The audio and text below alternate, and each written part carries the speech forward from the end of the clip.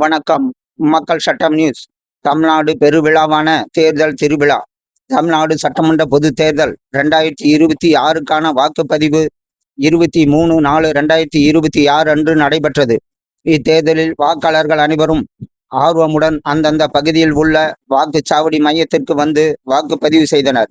அதேபோல முதல் தலைமுறை வாக்காளர்கள், இளம் வாக்காளர்கள் ஆர்வத்துடன் வந்திருந்து வரிசையில் நீண்ட நேரம் காத்திருந்து தங்கள் வாக்கை செலுத்தினார்கள். அதன் ஒரு பகுதியாக சேலம் மாவட்டம் சூரமங்கலம் பகுதி திருவாக்காவுண்டனூர் பைபாஸ் அருகில் உள்ள தனியார் பள்ளியில் தமிழக வெற்றி கழகம் சேலம் மேற்கு சட்டமன்ற தொகுதி வேட்பாளர் லட்சுமணன் நீண்ட வரிசையில் நின்று தனது வாக்கை மகிழ்ச்சியுடன் பதிவு செய்து தனது ஜனநாயக கடமையை ஆற்றினார்.